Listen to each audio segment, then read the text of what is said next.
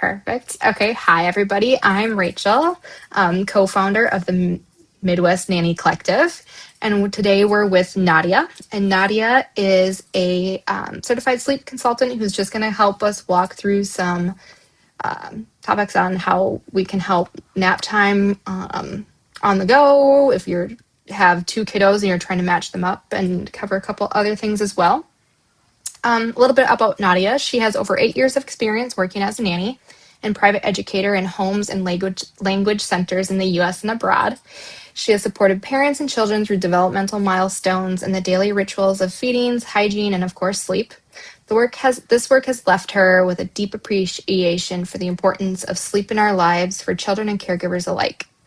Nadya got certified as a pediatric sleep consultant through the Center for Pediatric Sleep Management and helps families establish healthy sleep habits by addressing the basics of sleep environment, sleep schedules, routines, and behaviors. Any recommended sleep training techniques are based on each individual family's sleep goals and parenting values. Nadya currently resides in Southwest Minnesota and provides virtual pediatric sleep support for a diverse range of clients from different locations, backgrounds, and belief systems. You can find her website at backtobasicsleep.com. And on that, go ahead and take it away.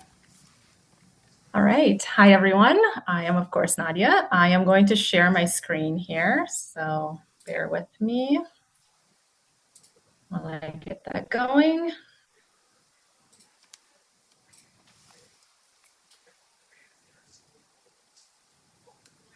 All right. So you should be able to see just the one slide, correct? Yes. Yep. All right. Perfect. Okay, so today I would like to just talk to you a little bit about what a lot of us as nannies have to deal with, because we're typically there with children during the day, so we deal a lot with naps. And I also want to thank Rachel and Melissa and everyone involved with the Midwest Nanny Collective for this opportunity to be with you here tonight. All right, so let's get started. And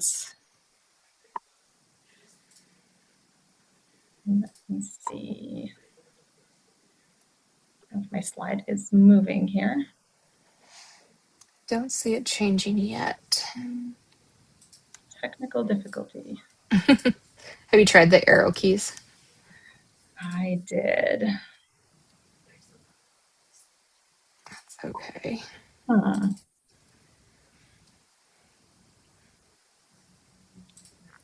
Did you start the presentation potentially? I did, yes. No worries, we'll figure it out. It was working before. It was.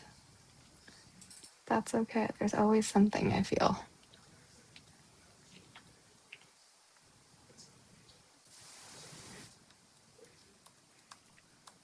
Maybe exit out of it and then like start it again. Oh, there we go.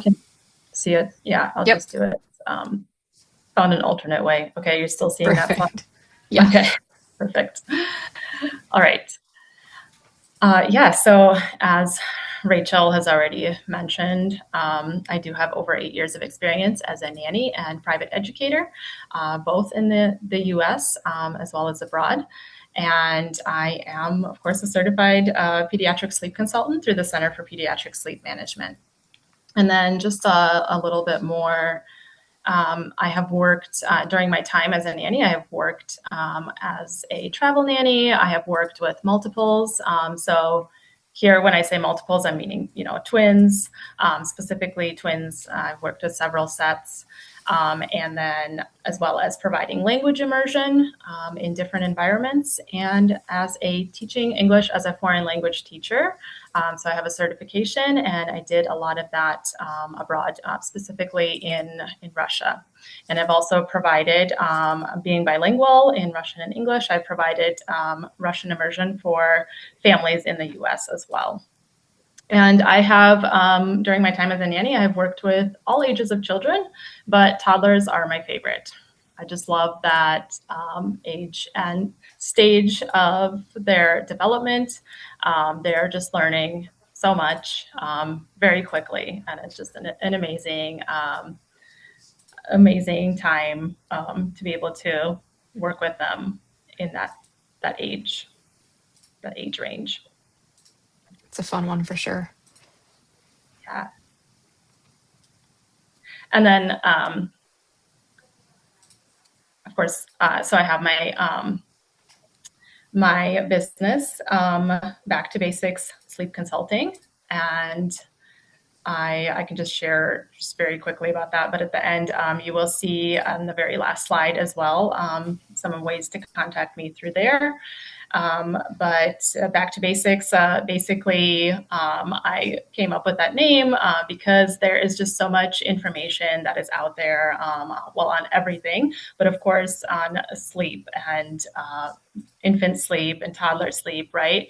And so when I work with families through my business, I really want to be taking it back to the basics. So we look at the very basic level of like routine and sleep environment and schedule, and we're not trying to complicate things. And I know that sometimes it's very helpful to just write everything down in a chart and just constantly be recording everything all day. That can be useful for finding patterns, but it can also really overwhelm people. So we start with the basic information and we go from there.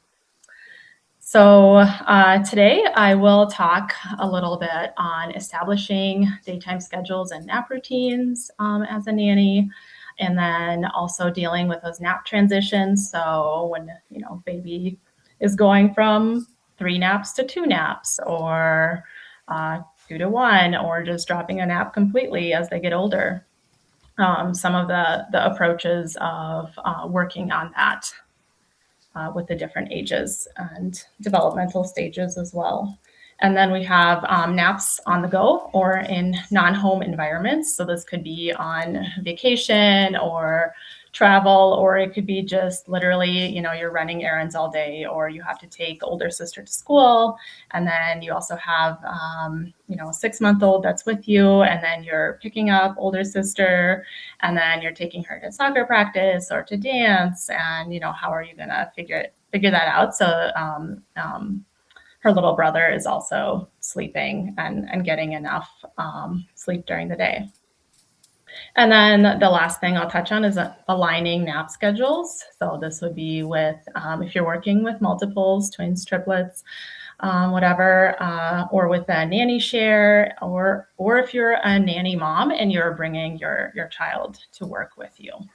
So, and this is, a little bit easier to do if you're having, if the children that you have are of similar ages, of course. But even if you have like a 6-month-old and a 2-year-old, there will be a point in the day when the 2-year-old is likely also going to be taking their 1 nap, and then you can see if you can align at least one of the 6-month-old's naps with the 2-year-old as well, and so that it is possible. All right, so starting with just some basic guidelines of establishing daytime schedules and nap routines. So really what I like to tell families that I work with is, it's great to have a plan, of course, always great to have a plan, but really just also remaining flexible is super important. You have your plan for a typical day, but some days are not typical, right? You might be more on the go some days, and just having that flexibility to be able to do things differently if you need to is really important. So when developing schedules, considering the child's age and their sleep needs, of course, super important.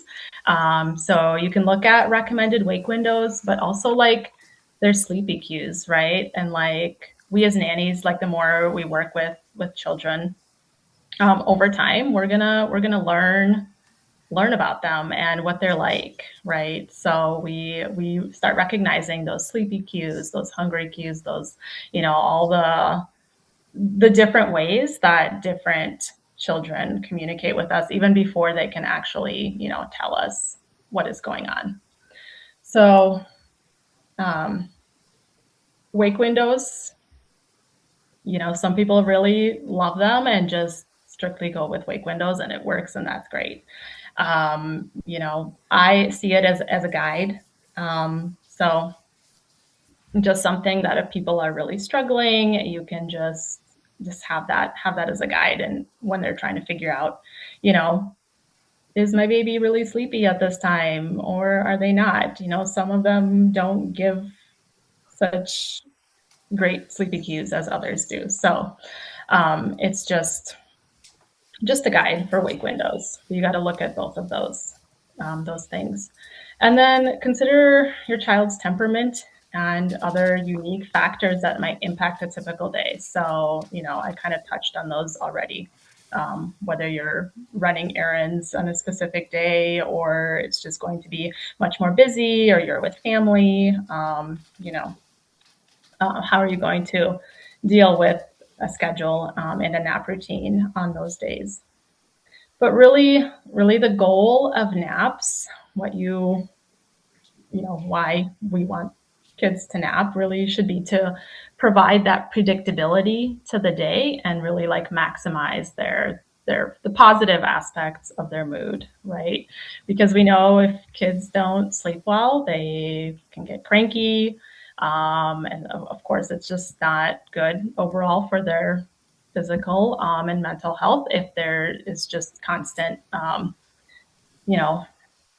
bad naps and bad nighttime sleep as well. So, but I think people really get hung up on like, okay, like baby needs to nap 3 times in a day, and each nap needs to be like at least an hour long, or maybe an hour and a half. And I think especially as nannies, like we get our instructions from parents oftentimes, and so we really have like a lot of stress, I think, around naps. I know that when I like first started nannying full time and having to deal with naps, oftentimes I just went with what parents said, of course, their child, and like they obviously know what they want them to do. And every time there was something with the child isn't napping really well, I didn't really know what to do or like how to address that.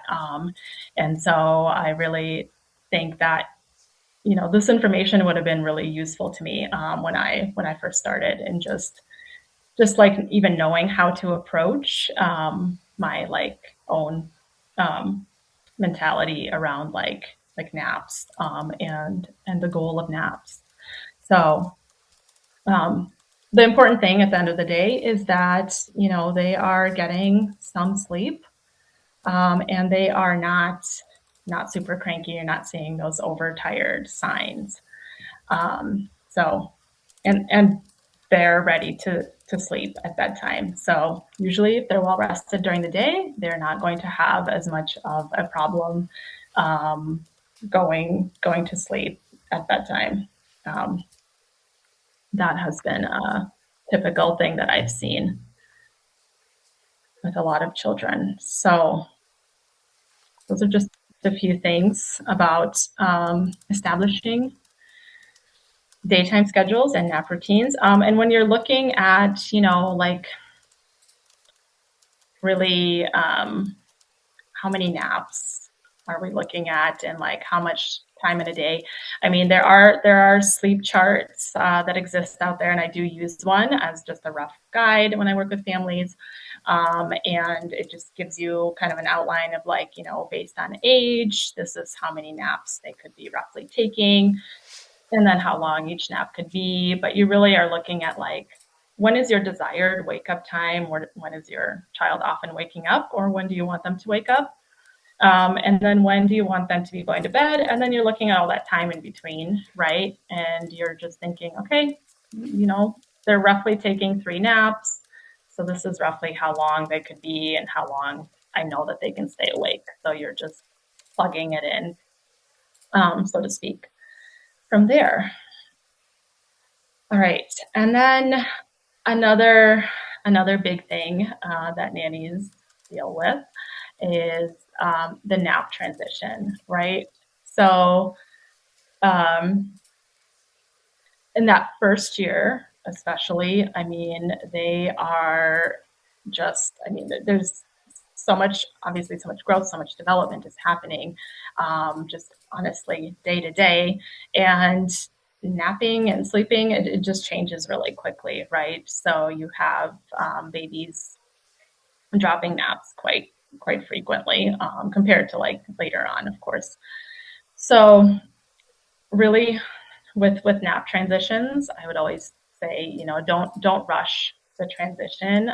Basically, meaning like, you know, there are guidelines, of course, you know, for a reason, and it just means that like typically this is when a lot of children will go from, for example, 4 naps to 3 naps or 2 naps to 1 nap, right?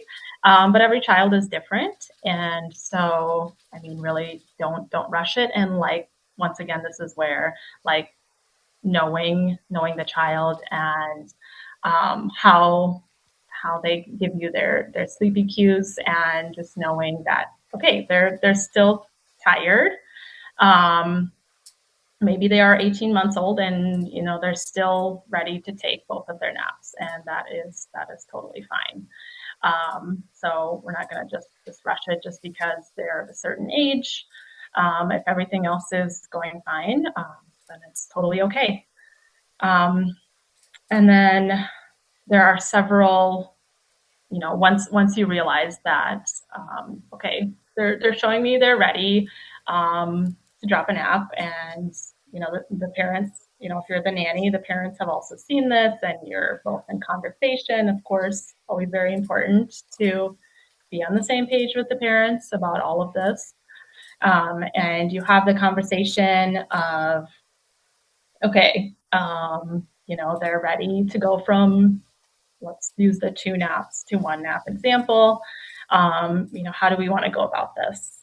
What is the, I guess, the best way to approach this? Of course, once again, taking in what you know about the child's temperament, and then what works best for you as well during the day, and based on the family's typical schedule. So, Perfect. Could you touch base on like what some of those cues could potentially be that they're ready to skip that second nap? mhm, definitely.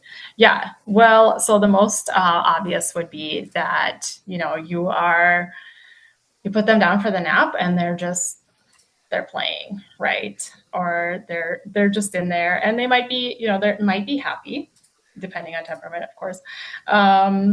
And they're just playing in there, and they're just not like, they're not sleepy, right? So pretty clear. And then another one, it could be, you know, other children would go the other way, and you try to put them down, and they are just crying and hysterical, right?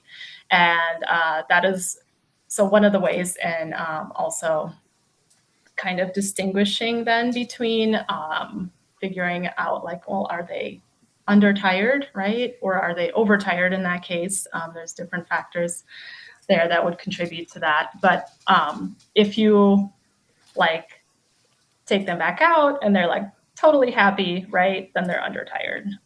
They're not. They just don't want that nap, and they likely don't feel that they need that nap, right? So those would be like the biggest cues that I would look for. Perfect. I mean, it's That's usually fairly obvious. Yeah. yeah, Mhm. Um, But yeah, and then so if you think that they are ready, you know, there are several approaches. So there's like a gradual approach of just lengthening those wake windows, right? If that you'd like to use that, or just giving them a little bit more time. So if you're dropping a nap, like typically you're going to be dropping that first morning nap, right? That is generally what happens with most kids. And then you're kind of like pushing up that like mid-afternoon nap to be like a little bit more towards noon, right? Like after lunch, typically. So you'll want to like lengthen that first like wake window or the period of wakefulness, the time that they are awake after they wake up in the morning. Just give it a little bit more time, like maybe 10, 15 minutes, and maybe depending on their age too. And what you see as, are they getting more sleepy? Are they not? And then you'll like be shortening that nap. So every day you can add a little bit of extra time, and then you'll be pushing up that other nap to compensate. And then eventually that first nap will go away, right? And this might take some time. Like it's, it's not necessarily they're like, oh, okay, I'm going to just shorten it by 15 minutes every day and they're going to be totally fine. I mean, they could be. But if you realize that it's maybe not going as well, you can do it a little more gradually. And then there's also like the not every day will look the same approach, right? So it's not like, one day they're going to be taking 2 naps and then all of a sudden, like the next day they wake up and like, okay, I'm just ready for one now. And from here on out, we're just going to do 1 nap. It can take some time for them to get adjusted. And, some days they might still be more tired than other days as their body kind of changes and is getting used to like just needing a little less sleep, right? So you can just kind of go with the flow. And once again, just look for those cues and watch them and just see how they're feeling day to day. And of course, when you throw in like illnesses or maybe some teething, those things are of course going to impact that as well. So that's when they might want some more rest time and they'll still need those 2 naps, right? Sure. And then question kind of on that quick. Sorry, I'm just going to throw some questions in here too as we go. How important is it if the parents are like, okay, we're trying to get to this time, if a couple weeks into it or something, if they take 2 naps and then like the feedback you get from parents are maybe that, no, we need to just stick to 1 because bedtime was a mess or something like that. Is that really common? Is that something that we should be more strict about? Or is it something of like strictly following the child's cues? Or do you have any input on that? Mm-hmm.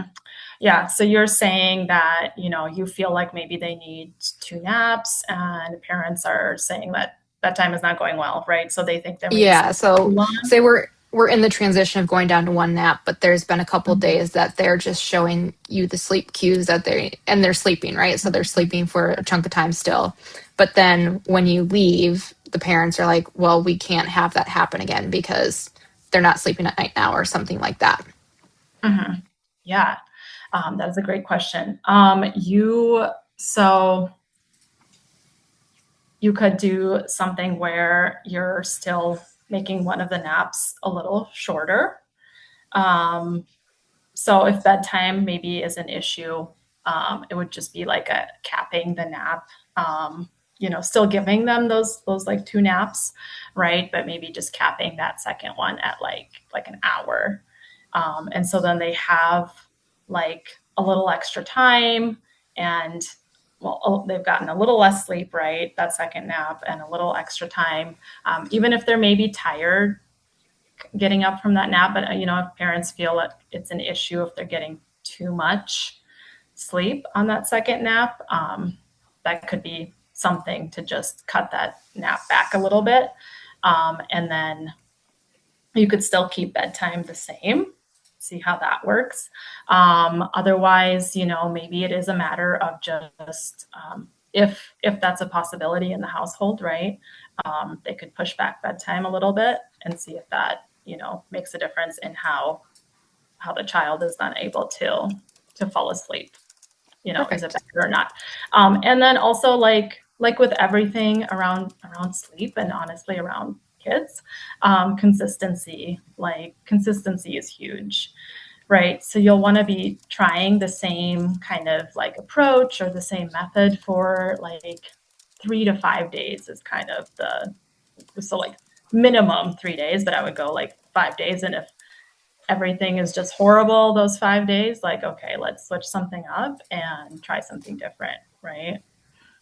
That's But good if to know. you're really trying to like nail it down, like just give it like 5 days, but minimum three. Because it takes time to like get out of the habits that we have learned, right? And like get into something new. And just for our bodies to learn that like, okay, things are different now and I got to learn a new habit. So Perfect. Thank yeah, you. yeah. All right. That is, yeah, great question. Thank you. And yeah, one of the last, like, I guess, approaches that I would mention with the nap transition is what's called like a rest time approach. So this is often seen when we have, you know, an older child that is just dropping naps completely. So I think a lot of us probably have worked with families who would implement like quiet time. Um, and so you have, a 3 or 4 year old, maybe a little younger at 2, where they're like just not wanting to nap anymore, right? They're fighting the nap, or they're just not sleepy. And you can just, if you still want that break, and they for sure like still will need a break during the day, where like if they're just, especially if they're go go go all day, you'll want to give them like some space for some like quiet time where they can be in their room. You can still watch them on the monitor, make sure they're okay. And then maybe they're just like playing quietly. You can have some toys in there, just something very, basic. Um, or have some books they can look at, and then their bed will be there. And just in case they are feeling sleepy, they can fall asleep if they want to, or if they need to. So that is one. And then this can look different for different ages. So you can call it more of like a rest time if you have like a baby that is going from like 4 naps to 3 naps. Maybe some days, or maybe you'll just start implementing that, like instead of the 4 full naps that they've been taking, they'll start taking like 3 naps, and then just give them like their last nap. You can assist them to sleep in some way. So you can baby wear, or rock them or whatever. And then they can just have like a little cat nap, in a different way, where they're feeling a little more comforted, right? Especially if they're fighting maybe that last nap, but you feel like they're still a little tired. And then typically, I think, what we see with naps throughout the day is typically that first nap is the easiest for most kids. They're ready for that first nap. And then after that, it can get a little more tricky. Even if they're tired, it just is harder, can be harder for them, for their bodies to fall asleep. So that can often happen with smaller infants as well. Like that last nap of the day can be a total disaster. And then it could leak into like bedtime, like not going well as well, right? So, yeah, different rest time approaches to the nap transition. And then, of course, like just not forcing naps that are no longer developmentally appropriate or age appropriate. So, I mean, once again, depending on the child, some are still taking naps at 4 years old. Some are done by 2, right? Some are occasionally taking a nap at 5. If they had a really active day, but usually at like 3 to 5, right? They're dropping that nap. But yeah, if you think a child is just done with naps, like no need to force it, and then you might have a difficult bedtime if they do end up falling asleep, and they didn't necessarily need to be sleeping, then they'll just be sleeping worse at night typically. Sounds good. Kind of piggybacking off that quick. If, say, we have like the older kids who have dropped their nap, but they fall asleep later in the day, should we be letting them sleep as long as they want, or should we be shortening those naps so that bedtime isn't so horrible for the parents? Yeah. And you said older kids, right? Yeah, so Um, older toddler. right. Yeah. So, typically you're not going to want to even start a nap if it's after like 4 o'clock. However, you know, life happens. And so sometimes, you might just feel like, okay, they might just need something, just so the next, 4 hours aren't just a complete, disaster. So, yes, in that case, shorten the nap, even just like have it be like 30 to 45 minutes, like one sleep cycle, and then just wake them up. Definitely letting them sleep for as long as they want. I mean, that's gonna really carry into that. The bedtime is going to be, it's going to get out of sync. And If it's before 4, can they sleep as long as I want them? Okay, before 4, I mean, really depending how much before 4, I guess. right. So I would really Exactly. still, if it's like noon, and typically, like, let's say if it's a 3-year-old, right?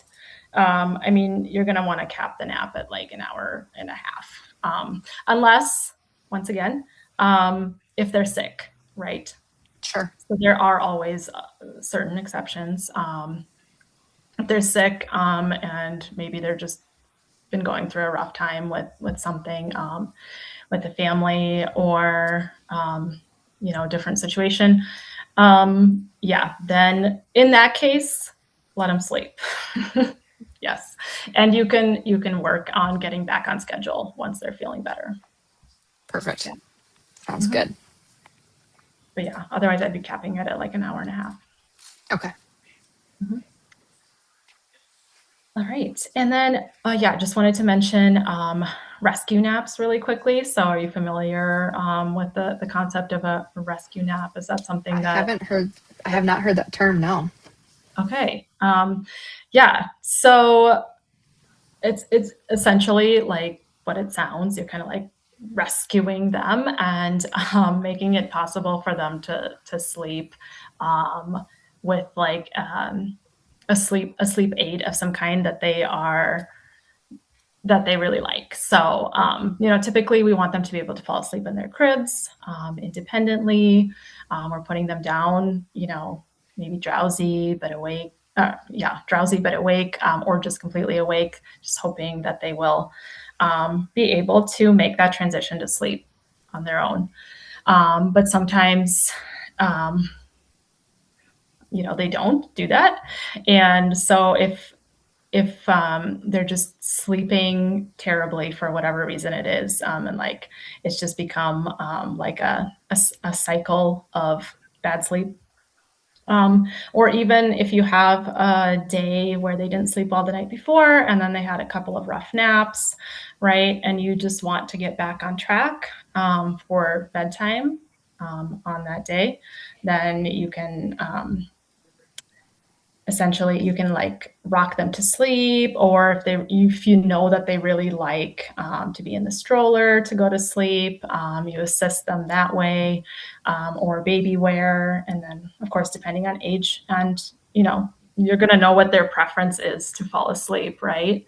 And however, you want to look at really not feeding to sleep, because that is like the hardest sleep association to break, when they really are reliant on,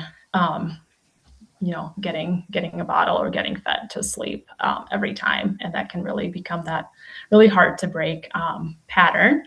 But why it's called a rescue nap is you're assisting them to sleep, and it's something that just wouldn't happen very frequently, just when you're having that overtired cycle, or once again if they're sick, or if they're going through like the nap transition, right? So sometimes they might just be not quite ready to drop that second nap, and so, or even that first one, right? So you could be assisting them to sleep just for a little bit in that way. Sounds good. All right. So just a couple photos of my nanny days here. Navigating naps outside the home. This is something we do have to deal with a lot. And of course, parents and nannies alike, depending on, sometimes what your own preference is. Do you like to just get out and about with the nanny kids, right? Or, do you have to? You have to do it, right? You have like older kids that need to be driven to different activities.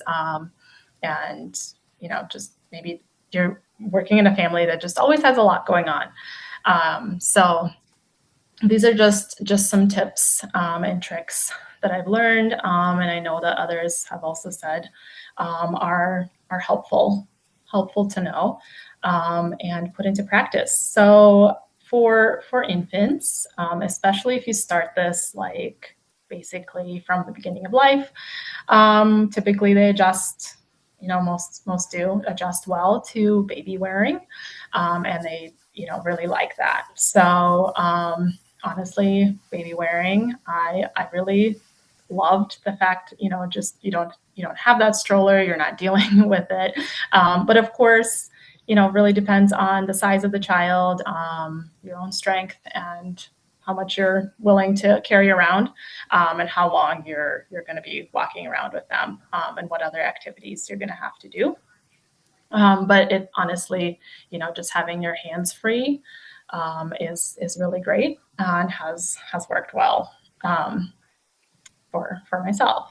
So a few other things, like if you're outside and you have the stroller, right? Just if for some reason you can't get inside and they have to be sleeping in there, and if you also know that they are just really sensitive to light, or it is super sunny out, of course you're going to want something to block out the light, something extra like a stroller cover that's also breathable, right? You don't want all that heat in there, or maybe some sort of blanket, but you're leaving that ventilation, but just getting rid of as much of the light as possible.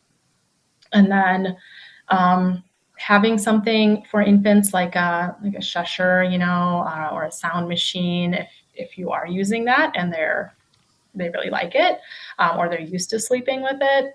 Just depending on where you are, again, you're not going to be able to just bring it probably to, I don't know, a public place all the time, and just have everyone listen to it. But if you are in a place where that is possible, and you have to soothe the baby, super, super helpful. What do you recommend on those? Do you think children become too dependent on them for those who sleep with them? Is that something that, or is it something that for parents who travel a lot, is it something that would be a good thing to help introduce to the child so that they have that common sound when you're in a different place? Mm-hmm. Yeah, great question. For travel, for sure. So if it's something that you are already using, like definitely bring as much as you can from your home, within reason, right? So you might be bringing that Cheshire or the sound machine. You might be bringing even like the sheets that they are used to be sleeping on, or like a lovey for older children, favorite blanket, etc. Right? And then as far as them becoming dependent on it, I mean, so I would say that that's not generally an issue. You can definitely wean them off of it.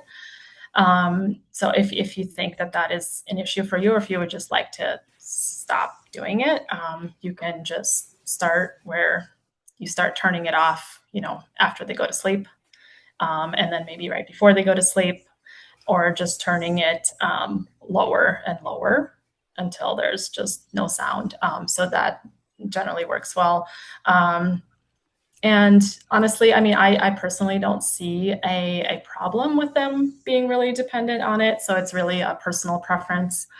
I do think it's helpful just to block out noise if there is, if there are older children, and then like for travel as well. Super helpful.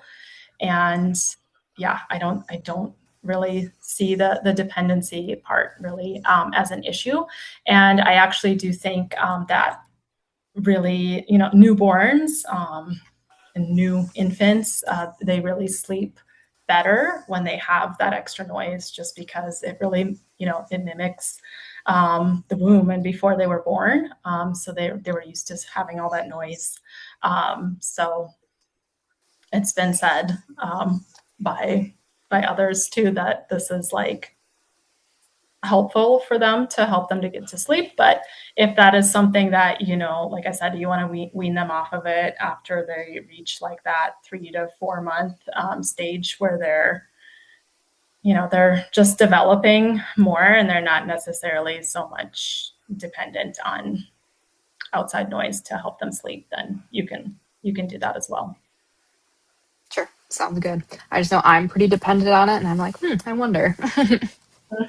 Yeah, well, speaking from personal experience, I felt like, I do sleep with a sound machine, but I will say I sleep with it sometimes, Yeah, and sometimes I don't. And so I think that is also really interesting. And what influences it for me is definitely the environment. So I don't like outside noise that just like cuts in.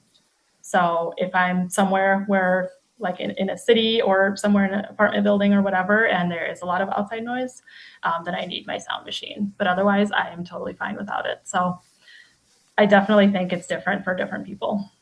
yeah, for sure. Every kid will be different too. Right. Yeah, definitely. For sure.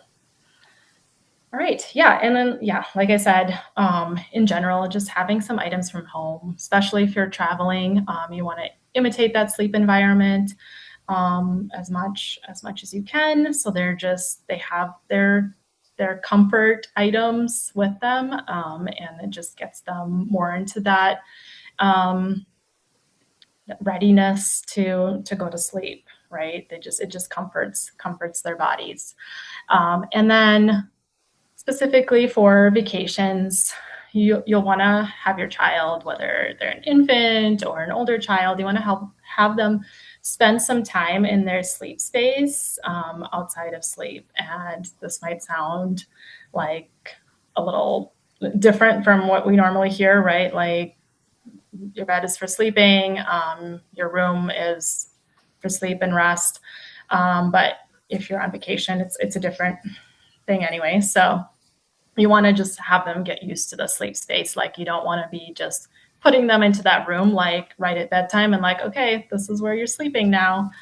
Sure. There might be a little, freaked out and just like Yep. not into it. So you want to introduce them to like that room or that bed right away, and just have a conversation with them, even if they're super little and are not going to really understand, but just like spend some time in there so they can get a feel for it. Sounds good. That makes sense. Great. And then the last thing I would like to touch on, and then we can have some time for questions as well if people have other questions. But of course, feel free to also just ask questions throughout. So aligning nap schedules, and I know that this was specifically asked about for if you're working with different families, right? Like in a nanny share, or if you're bringing your child to work with you, or you're working with twins or triplets or whatnot. Aligning nap schedules, it can get tricky, and it might be, depending on what the schedule already is in the home, it might be hard to get them more aligned if that is something that you're wishing to do, which I think most of us would prefer that. So really what like the most basic thing to start with is like just trying to have that same or similar morning wake up time. So of course, if you're there, if you're a nanny, you're coming into work, and the kids are still sleeping, and you're the one in charge of getting them up, right? So that that can work really well. But just also being in communication with parents about, just keeping that consistency going throughout the weekend or on days you're not there. If everyone is on the same page, things work really great most of the time. So, and then if you were, for example, bringing your child with, and then, of course, you have to get there, and then the other child might still be sleeping. And, I don't know, people have, of course, all kinds of different commutes, depending, once again, on age of the child. Maybe you want to just keep your baby sleeping until you get there. But, those are things you can also just figure out based on schedule, and as the children, are growing. But if at all possible, just having that same morning wake up time, and the same or similar schedule throughout the day. So of course, with twins, like really just aligning them as much as possible is really, really a lifesaver. And so once again, if you're using wake windows, keeping to those consistent wake windows, or just keeping to that consistent nap schedule throughout the day will be really great. One of the things I really like to do with all forms of like sleep. So, you have the bedtime routine, but just having also like a shortened version of that for nap times. So some people use bath as part of a bedtime routine, but likely you're not going to do that during the day. You might, but just having something shorter where, if it's after lunch or whatever, you're changing a diaper, you're maybe putting them into pajamas or clean clothes, depending, or maybe you're having them go potty, depending on their age, and then you just you draw the shades so it's darker in there. You're in a quieter, calmer environment. You might read a book or two, tell a story, and then it's time for nap. And then if they're using a sound machine, you turn that on, you put them down, you close the door. But just having that little bit of a routine so they just know what's coming up, and just doing that together to the extent possible, just really helps with that bonding, and just having it done at the same time is also great. Of course, with all these things, and like I've said before, with everything, consistency is key. And if they just want to play, if they're in the same room, separate them if you can, if that is possible in the home. And if you just think they're not going to sleep well otherwise. And then typically, especially with twins or in like a nanny share, you would have a child that's a better sleeper, just one that just adjusts better to different schedules, different environment, what have you. Have them adjust to the one that maybe doesn't sleep quite as well. So build the schedule for the child that doesn't sleep as well. The other one will adjust to it. And eventually, they'll be on that same schedule. Typically will work out well. Maybe you'll have both of them sleeping great, and that is amazing. And I mean, if they both don't, well, then just trying to find that good schedule, where they can eventually get on the same page. And it may take some time. Like I said, once again, if you're coming in to a home where maybe they're already, not on the same schedule, and you're trying to get them on that schedule, where they're sleeping at the same time, that it might take, a couple of weeks, to be honest, before it happens. But consistency. And then one of the ways to really, try to get them back on track, if, for example, one child misses a nap, and then they're just cranky, right? And nobody likes to deal with that. But really trying to avoid giving that alternate nap time for the other child and just waiting until the next nap cycle, if at all possible. Once again, if they're sick, kind of all rules really go out the window. But obviously up to you to what you want to do in that instance. But for me, it's like, you just do whatever it takes.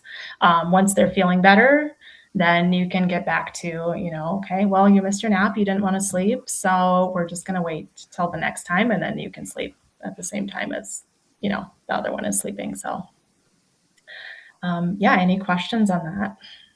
No, I think that was really good. Okay, perfect. All right. Well, that is all that I have for you tonight.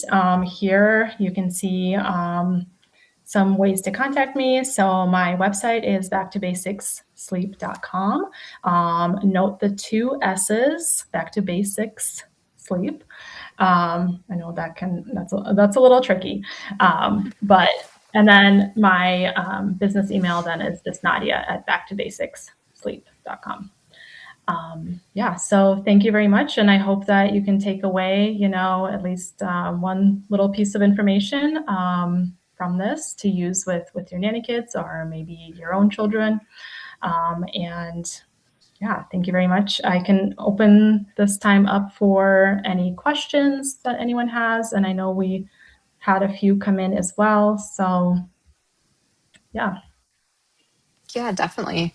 I don't know, William, if you have any questions or not. Otherwise, we can jump in. I was going to ask, do you have any resources that we can share, like sharing those wake windows, common wake windows, or anything else like that? Maybe that we can attach to the end of Yeah. this or share slides or something. Right. So I am currently like reworking a sleep chart, right? So that is in the works and hopefully will be done soon. So I can definitely send that to you, Rachel, and Perfect. then you can share that out as well. Definitely. Perfect. And Yeah, we could definitely. that is also, in the plans for me to also build more resources and create more resources for nannies to use. Perfect. Yeah, we could definitely share that in our social medias. And then once we have that website built, we can put it in that educational piece as well. Mm-hmm.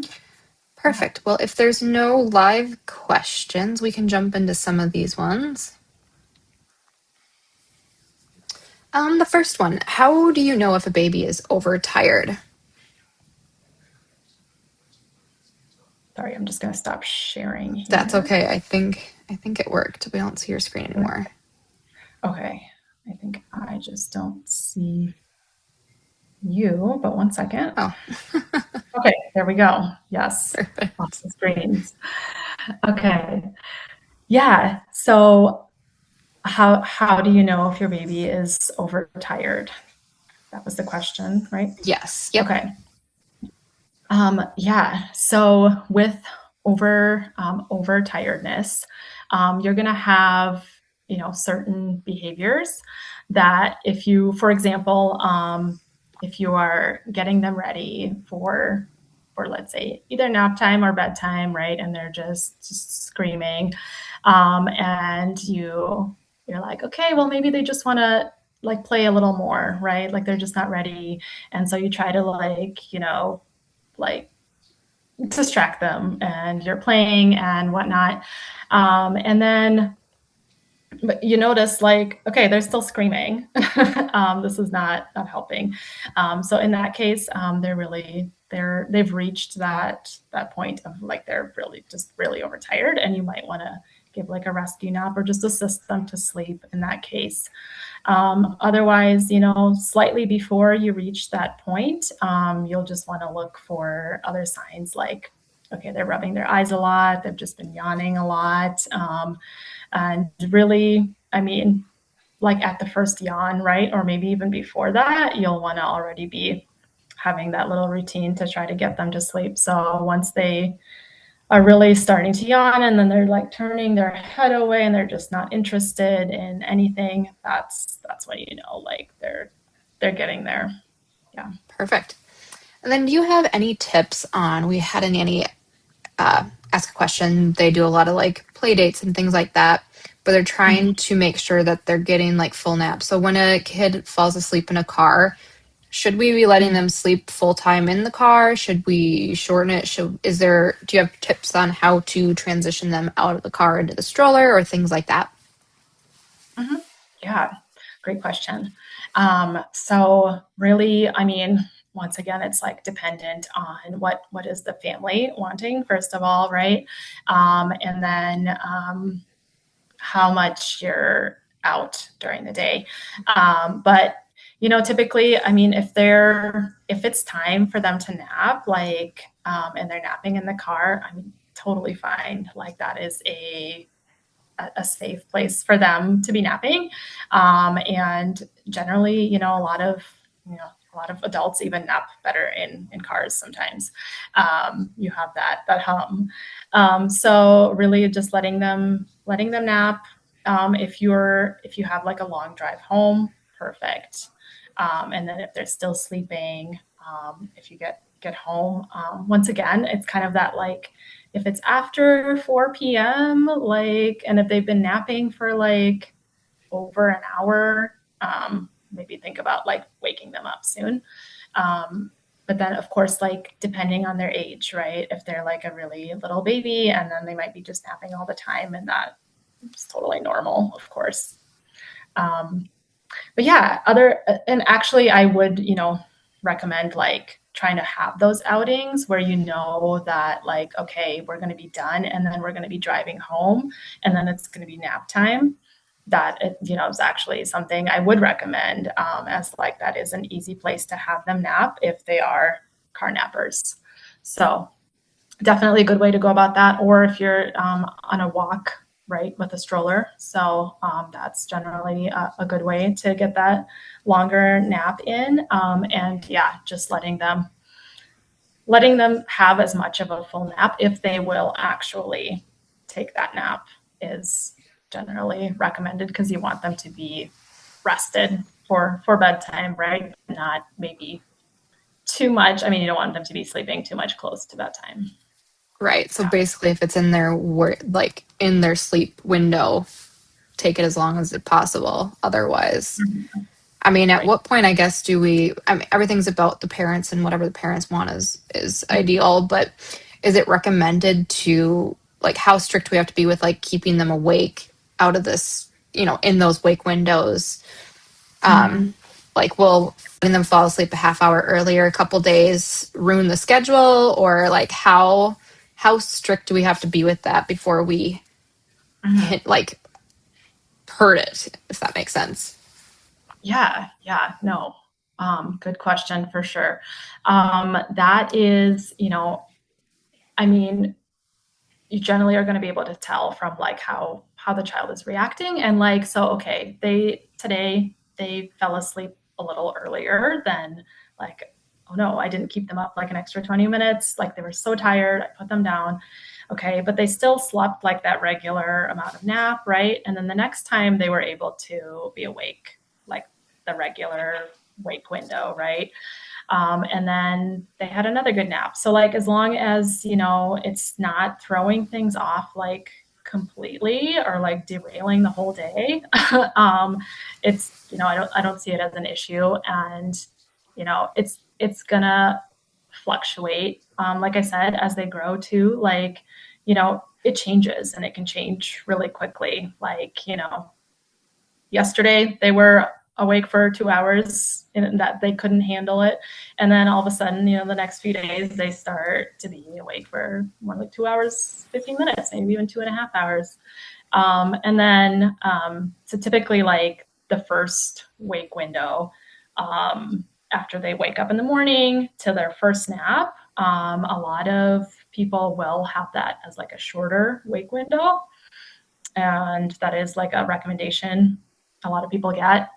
Um, really, once again, depending on the child, of course, but typically they will be ready with like a much shorter wake window. So you might see those sleepy cues earlier and then just putting them down like totally fine. They're usually going to sleep that full amount of time and then they'll continue their wake windows if you're following those throughout the day. Perfect.